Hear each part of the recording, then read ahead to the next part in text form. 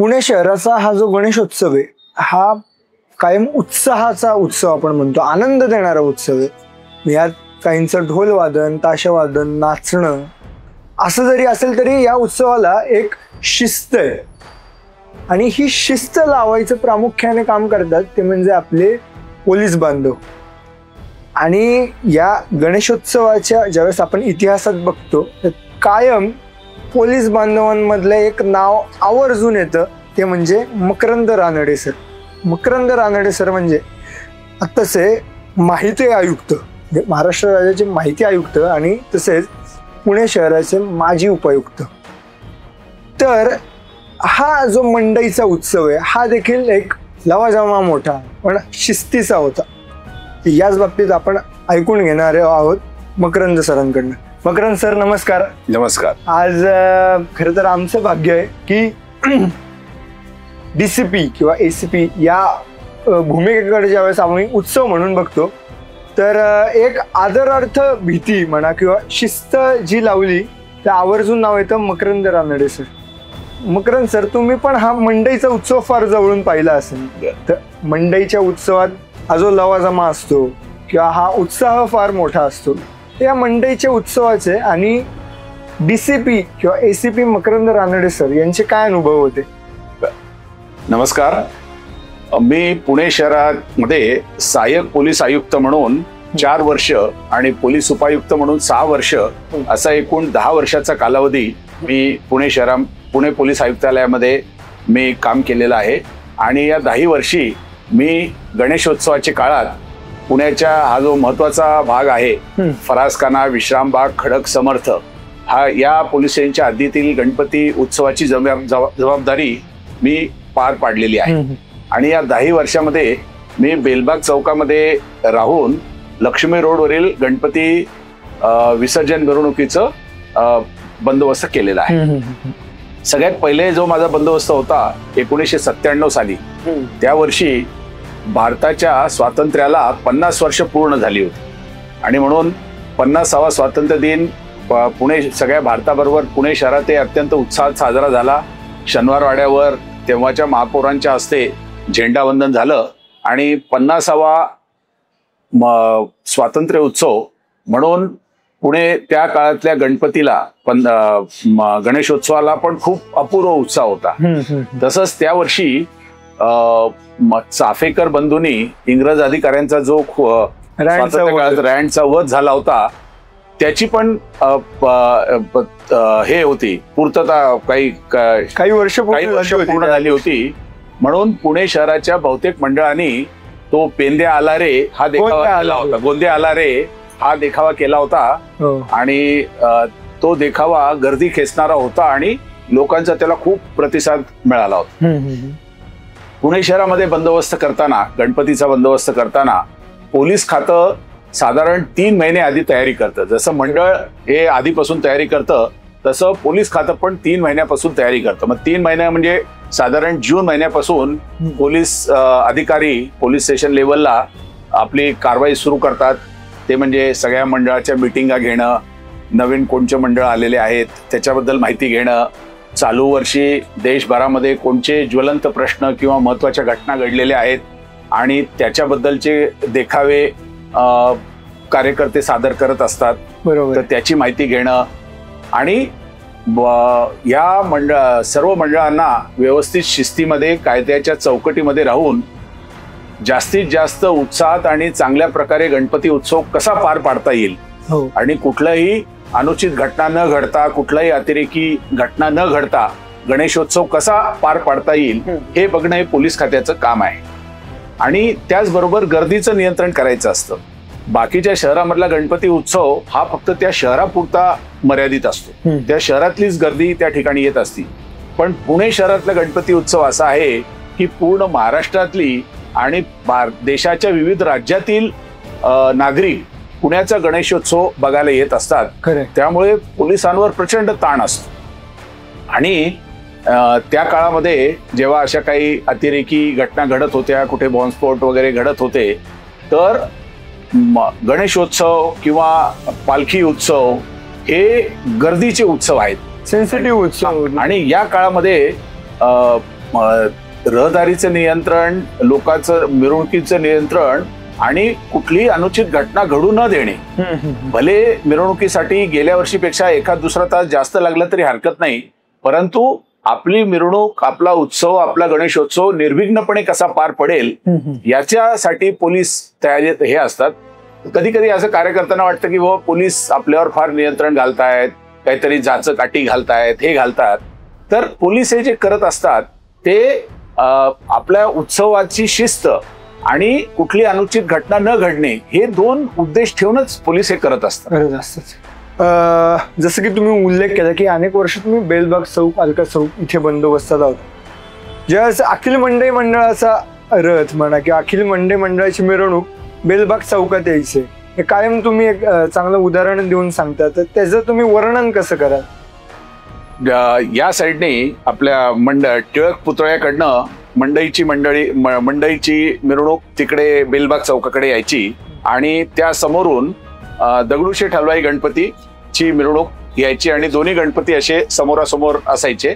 आणि मग पहिला मान मंडईचा असल्यामुळे दगडूशेठ गणपतीचे सर्व पदाधिकारी मंडई मंडळाची पूजा करायचे, आरती करायचे. मग मानानी मंडई गणपतीला बेलबाग चौकात आणलं जायचं. त्यावेळेला तुफान गर्दी झालेली असायची, कारण लोकांना माहित असायचं की मंडई गणपती केव्हा बेलबाग चौकात येणार आहे. आणि त्यामुळे ताबडतोब लोकांचे निरोप जायचे एकमेकाला आणि आजूबाजूच्या सगळे सदाशिवपेठ, नारायणपेठ, शनिवारपेठ आणि आजूबाजूचा परिसर, इथली प्रचंड गर्दी, म्हणजे इतकी गर्दी की म्हणजे ती गर्दी थोपवायला आणि गर्दीला सामावून घ्यायला जागा नसायची, तरी इतकी प्रचंड गर्दी दोन्हीकडनं असायची. पण सगळ्या लोकांना गणपतीचं दर्शन, गणेशाचं, शारदा गणेशाचं दर्शन पाहिजे असायचं. त्यामुळे लोक जिथं जागा मिळेल, मग कुठे गॅलरीमध्ये, ओट्यावर, बॅरिकेडच्या मागे किंवा आजूबाजूला जिथं जागा मिळेल त्या जागेवर थांबून, आणि मंडईचा गणपतीची सजावट अशी उंचावर असायची, त्यामुळे लांबून 500 मीटर साधा 500 मीटरच्या दूर अंतरावरून देखील गणपतीचं दर्शन व्हायचं. आणि मंडईचं हे परंपरा अशी असायची की सगळे लोक फेट्यामध्ये, एका गणवेशामध्ये, आणि मंडईला कार्यकर्त्यांचं मोठं बळ आहे. म्हणजे मंडईच्या गणपतीच्या विसर्जनाला इतक्या मोठ्या संख्येने कार्यकर्ते यायचे की पोलिसांना कळायचं नाही की बाबा 10 दिवस उत्सवामध्ये एवढे कार्यकर्ते दिसले नाही, पण अचानक विसर्जन मिरवणुकीला एवढे लोक कुठून आले. एवढ्या मोठ्या संख्येने कार्यकर्ते यायला असायचे, पण कार्यकर्त्यांचं नियंत्रण मंडळाचे पदाधिकारी उत्तमरित्या पार पाडायचे आणि पोलिसांच्या सहकार्याने आणि सूचनेप्रमाणे ते व्यवस्थित पोलिसांना सहकार्य करायचे. उत्साह प्रचंड असायचा. दरवर्षीचं डेकोरेशन गेल्या वर्षीपेक्षा जास्त चांगलं कसं होईल याचा कार्यकर्त्यांनी प्रयत्न केलेला असायचा. आणि लोकांना ते गणपतीचं दर्शन घेऊन, म्हणजे आपण समजा गणपतीकडे न बघता फक्त लोकांकडे बघितलं तर प्रत्येक लोकांच्या, भक्तांच्या चेहऱ्यावरचे भाव की गणेशोत्सव, गणपतीचं आपल्याला दुरून दर्शन होतंय आणि आपलं समाधान होतंय, हे समाधान त्यांच्या चेहऱ्यावर दिसायचं. आणि गणेशोत्सवामध्ये एवढ्या गर्दीमध्ये पोलीस बांधव 36 तास उभे असतात, परंतु जेव्हा उत्सव शांततेत पार पडतो तेव्हाच पोलिसांना बरं वाटतं की बाबा म्हणजे आपल्याला जेवण मिळालं का नाही, पाणी प्यायला मिळाले का नाही, किंवा 10 मिनिटं बसायला मिळाले का नाही याची पोलिसाला काळजी नसती. परंतु एकदा सगळे लोक शांततेने मिरवणूक विसर्जन झाल्यावर निघून गेले आणि कुठलीही अनुचित घटना घडली नाही, तर तेच आपल्या 10 दिवसाच्या बंदोबस्ताचं सार्थक झाल्यासारखं पोलिसांना वाटेल. खरंय खरंय. आता तुम्ही उत्सवाच्या किंवा मिरवणुकीचा हा जो उल्लेख केला, हा छान आनंदाचा उत्सव असतो, उत्साहाचा हा उत्सव आहे. पण त्याचबरोबर मंडईला पण एक शिस्त असेल ना, की मंडईचे कार्यकर्ते जरी संख्या जास्त असेल, त्या शिस्तीबद्दल काय सांगाल तुम्ही? मंडईची म्हणजे आम्ही तर काय करायचो की तेव्हा वसंत तात्या होते, वसंत तात्यांना किंवा आपले अण्णांना, या दोघांना आम्ही त्यांच्याशी संपर्कात राहायचो आणि आम्हाला जे काही मिरवणुकीचं नियंत्रण करून घ्यायचं आहे किंवा मिरवणूक पार पाडण्यासाठी ज्या ज्या गोष्टी करून घ्यायच्या आहेत, आम्ही त्यांना सांगितलं की ते बरोबर करायचे. म्हणजे आम्हाला काही प्रत्येक कार्यकर्त्याशी वाद घालण्याची किंवा प्रत्येक कार्यकर्त्याला सांगण्याची गरज पडायची नाही. जे उत्सवाचे इन्चार्ज आहे त्यांच्याशी आमचा एकदा हे रुजवात झाली आणि आम्हाला जे काय पाहिजे त्यांना समजलं आणि त्यांना काय पाहिजे ते आम्हाला समजलं आणि त्याप्रमाणे दोघांच्या सहकार्यातून उत्सव कसा पार पाडायचा हे कमिटमेंट एकमेकाची असायची आणि त्यामुळे उत्सव शांततेत पार पडायचा. तसंच पुण्यामध्ये ही प्रथा आहे. बाकीच्या ठिकाणी मी आता महाराष्ट्रामध्ये जवळजवळ 20 वेगवेगळ्या जिल्ह्यामध्ये मी नोकरी केलेली आहे, पण पुण्यामध्ये जी पान सुपारीची प्रथा आहे ती इतर ठिकाणी नाही. त्यामुळे सगळे गणपती आपापले नंबर लावण्यासाठी गेलेले असतात आणि आदल्या दिवशी प्रत्येक मंडळाला पान सुपारीचा कार्यक्रम असतो आणि मग आम्ही सगळे पोलीस अधिकारी पान सुपारीच्या कार्यक्रमाला सगळ्या मंडळांना भेटी द्यायचो. तेव्हा आम्हाला अंदाज यायचा की बाबा उद्या मिरवणुकीमध्ये काय काय घडणार आहे, काय अडचण येणार आहे किंवा काय कार्यकर्त्यांची भावना आहे याचा अंदाज आम्हाला त्या पान सुपारीच्या कार्यक्रमात यायचा. त्या पान सुपारीच्या कार्यक्रमाला शहरातले सगळे प्रतिष्ठित लोक, राजकीय पुढारी, गणपती मंडळाचे पदाधिकारी, इतर सामाजिक कार्यकर्ते यांच्या भेटीगाठी व्हायच्या आणि त्यांच्या पण सूचना आमच्यापर्यंत पोहोचायच्या. काही कुठे अडचण असेल तर ते पण आम्हाला कळायचं आणि त्याचं निराकरण करण्याचा आम्ही प्रयत्न करायचो.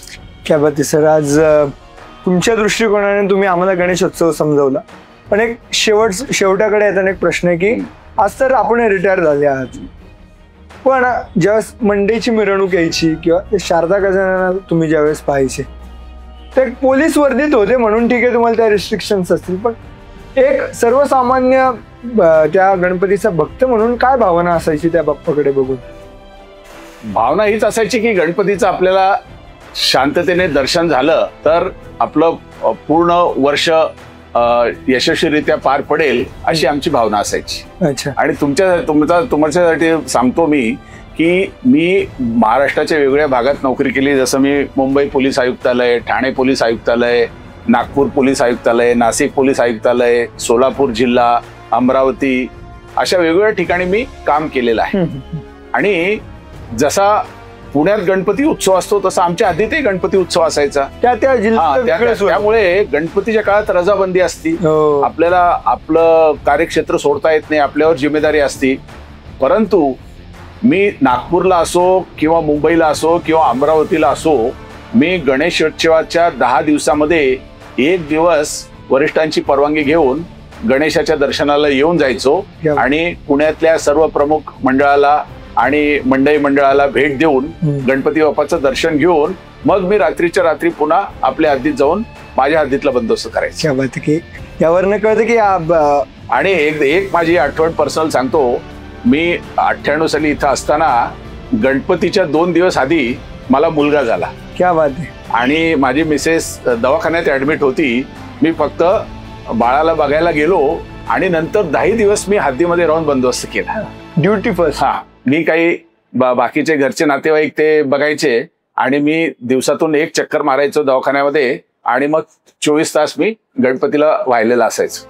खरंच अशा कार्यतत्पर अधिकाऱ्यांमुळे, पोलीस बांधवांमुळे हा आज आपला उत्सव खूप सेफ आहे असं वाटतं. आपल्या आया बहिणी, परत आपल्या ताईमाई सगळ्या या उत्सवाचा जो आनंद घेऊ शकतात, या उत्सवाला शिस्त लावण्याचं काम या पोलीस बांधवांनी केलेले. धन्यवाद.